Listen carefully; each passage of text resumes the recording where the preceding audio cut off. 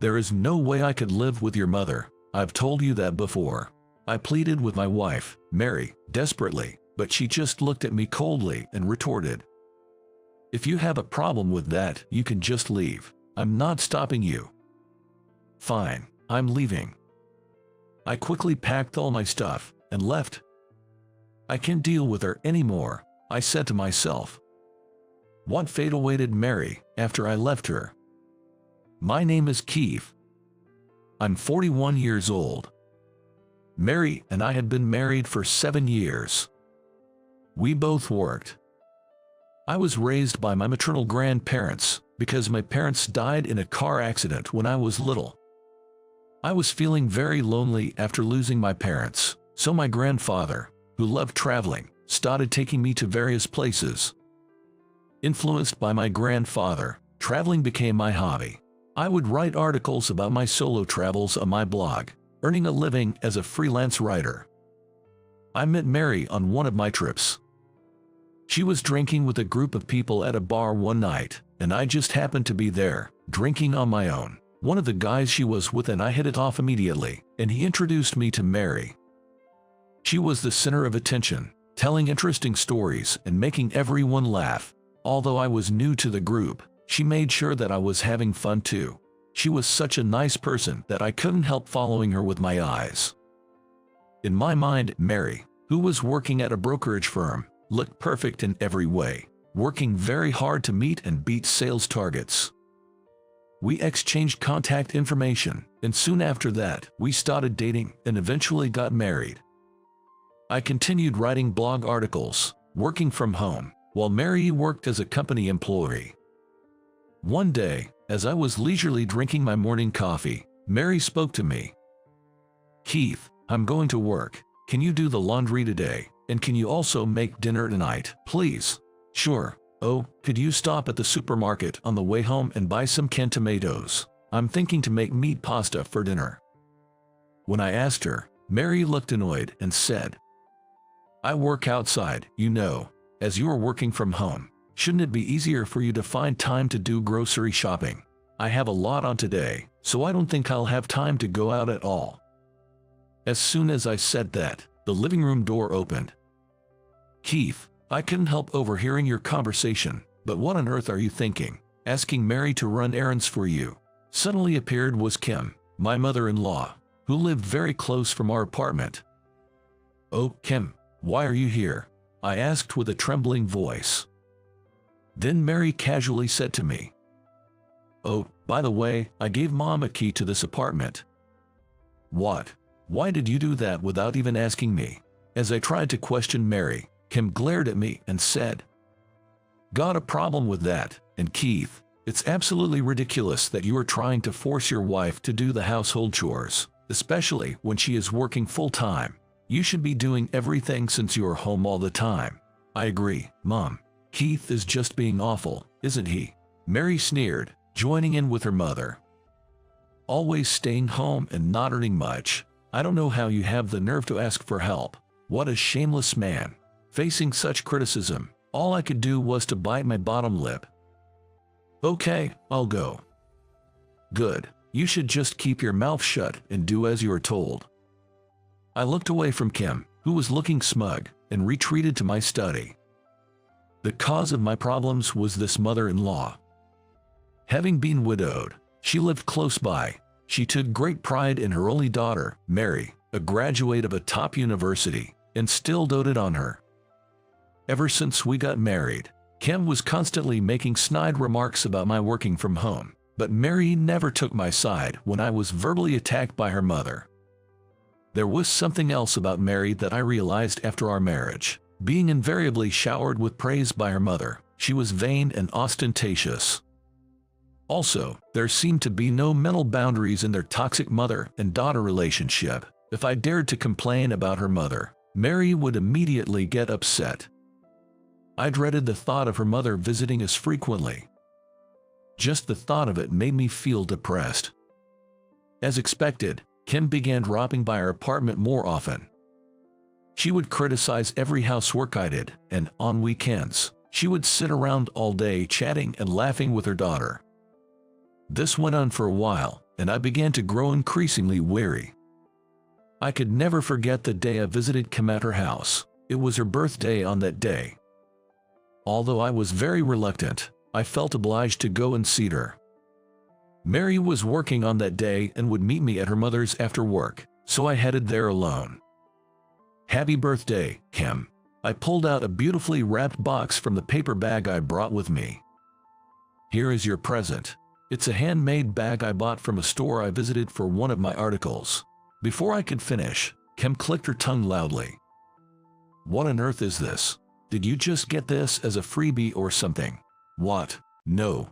I quickly denied it, but she wouldn't listen to me. "I don't want this cheap bag, and I mean it. What were you thinking? I thought you'd like it." Kim began to berate me. "Enough.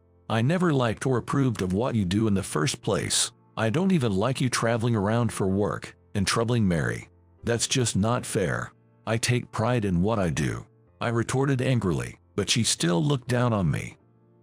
"Pride in your small freelancing gigs? You're living off Mary. Why don't you return this useless thing and give me a gift card instead?" "Okay." I put the gift back in the paper bag, left her house, and headed to the department store. "Can I get her $200 gift card, please?" After buying the gift card, I returned to her house. "Hey, I'm back." As I opened the front door, Mary, who got there soon after I left for the department store, suddenly appeared. "Keith, it's Mom's birthday today. I ordered some fancy takeaway." The dining table was set with the dishes from a famous restaurant. "Oh, I was asked to cook for tonight, so I bought all the ingredients." I was standing there in complete shock when Kim interjected. "What are you talking about? These are obviously better than your cooking. Thanks for these, Mary." All I could do was to give them a disgusted look. Then, reluctantly, I joined them at the table, and we all began to eat. Mary and her mother chatted happily, but I felt left out. When we nearly finished the dinner, Mary suddenly broached a new topic. "Hey Keith, don't you think it's about time we moved?" "Move? You know, that new high-rise apartment nearby. Living somewhere with a great view would really boost my motivation to work harder." "Oh, that sounds wonderful. A new high-rise apartment." Seeing Kim's dreamy expression as she agreed with Mary, I panicked and said, "Isn't our current apartment good enough?" But Mary's expression turned visibly sour at my words. "What's wrong with you? We have enough money to buy that new apartment, so I don't see anything wrong with that." Kim glared at me and said intimidatingly, "As a husband, you should just listen to your wife. She is always right." I was only able to respond with a meek okay. Indeed, moving into a new place might not be a bad idea. I could probably have a bigger study and work more efficiently. And if I made sure not to give Kim a spare key to the new place, things might get better for Mary and myself. I convinced myself of that and agreed to move to the high-rise apartment. While signing all the paperwork, I asked Mary, "Mary, there's something I need you to promise. When we move, can you promise not to give your mother a spare key to the apartment?" "Why? What is your problem? Your mother is always meddling in our business, and my patience is wearing thin. If you are planning to give her the key, I'm not signing these." Mary then pondered for a moment, and then put her hand on my shoulder just to reassure me. "I see. If that's what you want, it's all good. I won't give her the key." "Thank you for understanding." Mary seemed really excited about moving into the high-rise apartment. Knowing that Kim wouldn't have the spare key, I felt relieved and continued the moving preparation. A few months later, we finally moved into the long-awaited high-rise apartment. It was in a fantastic location with great views and luxurious interiors. I thought I was finally able to enjoy my life with Mary, until the problem emerged again. "Hey, can I invite Mom over today?" "What, didn't you just invite her yesterday?" Mary started wanting to invite her mother over almost every day, which began to stress me out. As a result, the number of our arguments gradually increased. "Can you please stop inviting your mother over every day?" "Why? You made me promise not to give her a spare key, so that's why I'm asking you if it's okay for her to come over. It's not about that. The next day, I had to leave for an overnight business trip for a meeting. As I was leaving home, Mary didn't say much. I got on the plane, headed to my destination, and stayed there for the night. It was hectic, but I managed to finish my work there. I bought some souvenirs for Mary at the airport and went back home. The moment I opened the front door of our place, I noticed something that wasn't there before. There was an ornamental vase on the display shelf. It was the same vase that used to be in the entrance of Kim's house. Feeling a premonition, I headed to the living room and found it filled with numerous cardboard boxes. What's this all about? As soon as I said that, Kim appeared from the kitchen, smirking. Finally, you're back. You told Mary not to give me a spare key, right? But you won't be able to shut me out of your life so easily. In a panic, I confronted her. Kim, what's going on here? What do you mean? I'm moving in here. Now, you won't have to worry about me getting a spare key anymore. But what about the house you were living in?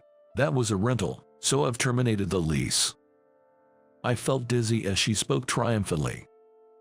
Mary must have heard our conversation. She came out of the kitchen to see what was going on and gave me a puzzled look. Oh, honey, you're back.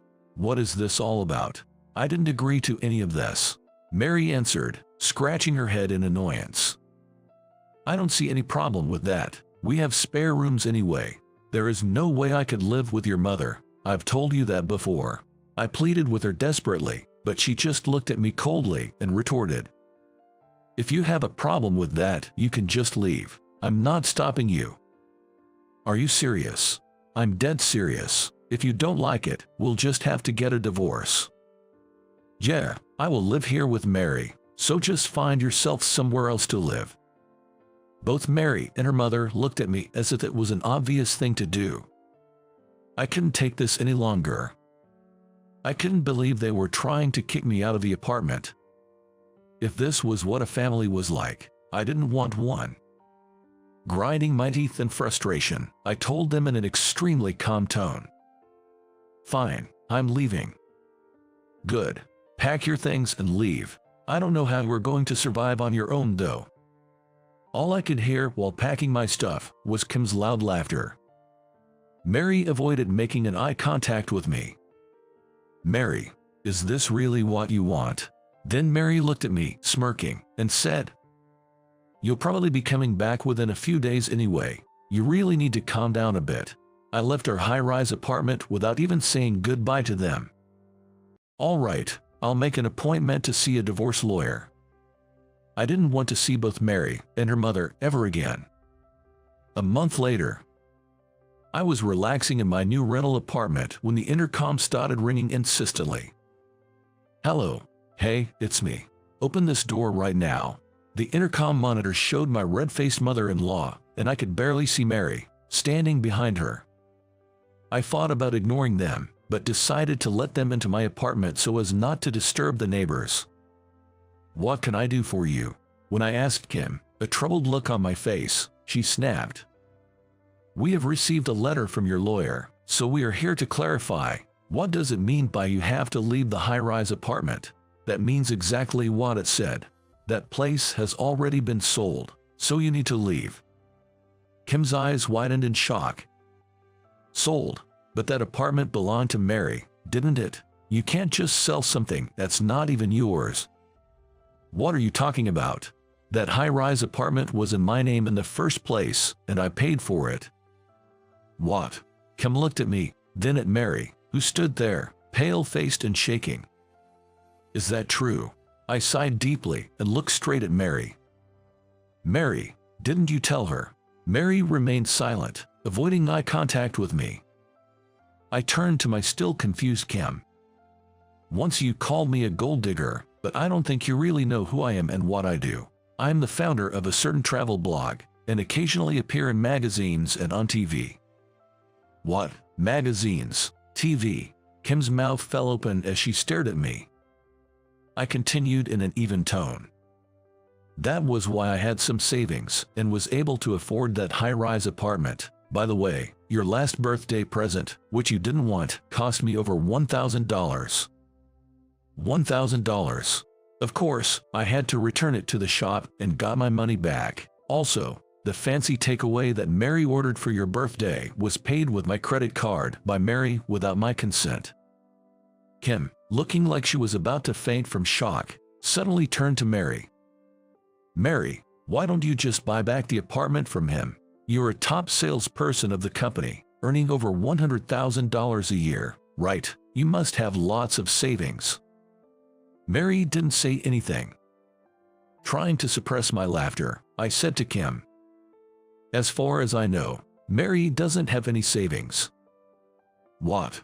Both Kim and Mary were standing there absolute motionless. I calmly continued. She's been making continuous losses in stocks, lost almost all her savings. Isn't that right, Mary? No way. Mary, say something. As Kim grabbed Mary's arm and shook it, Mary dropped to her knees and looked up at her mother. I thought moving to the high-rise apartment would help boost my motivation and drive, but, as I glared at Mary, demanding an answer, she continued in a stuttering, faint voice. Well, I did try, Mom. I barely have any money left to rent a small apartment to live with you, let alone buy the high-rise apartment off him. What? I crossed my arms and said to Mary, I always knew that you had no skills for stock trading. I thought I had to support you as a husband and all. On hearing that, Mary looked up at me and asked for my forgiveness.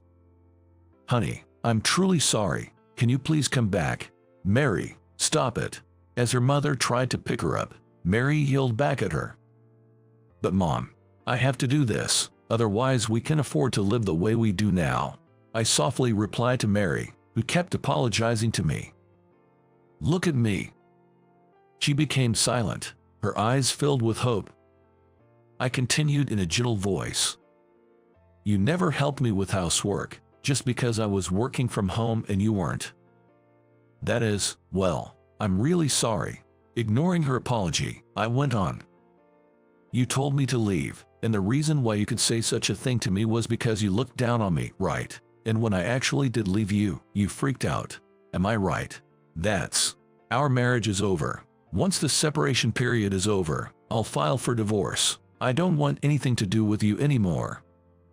But, honey, as I spoke firmly, Mary tried to cling to me, but I silently shook off her hand. Kim, who had been watching the whole scene, cried out in distress. Wait a minute. What about our luxurious life at the high-rise apartment? Obviously you won't be able to afford it. As I spoke in an exasperated tone, she screamed hysterically. Then, what are we supposed to do now? How about living happily with your beloved daughter? I said this as Kim stood there, gaping. I helped Mary to her feet and led them both out of my apartment. For a while, I could hear Kim yelling and screaming outside, but it quieted down when the building manager arrived. Half a year later, I was overseas again. I was traveling around and enjoying the feeling of freedom when I received a message. It was from Mary, whom I hadn't spoken to for the last 6 months. After kicked out of the high-rise apartment, Mary and her mother moved into a crumbling old house. Mary had been working day and night to repay the debt she accumulated from stock trading, and her mother, who had never worked before, started a part-time job at a factory, but they were barely making ends meet. In her message, Mary thanked me for helping her understand how hard it was to earn money. I felt truly compassionate for her, and all of my resentment disappeared. A few days ago, when I returned home for the first time in a while, I went out for a few drinks with Mary. Back then, I was overwhelmed at work and maybe took out my frustrations on you, who was doing what you loved as a job. I'm truly sorry. That day, I felt that she really meant it when she apologized to me. That's okay. No hard feelings. I'm actually very happy now that nothing is stopping me from doing what I love. When I said that, Mary smiled sadly. Are you going overseas again? Yeah, I'm leaving next week. At our amicable parting, Mary extended her hand to me. It is very hard for me at the moment, but I'll try to live my life to the fullest. just like you're doing, Keith. You'll be all right." Then we exchanged a firm handshake. Walking home late at night, I thought to myself that, valuing my work, I wanted to have a happier life and to think with a more positive mindset.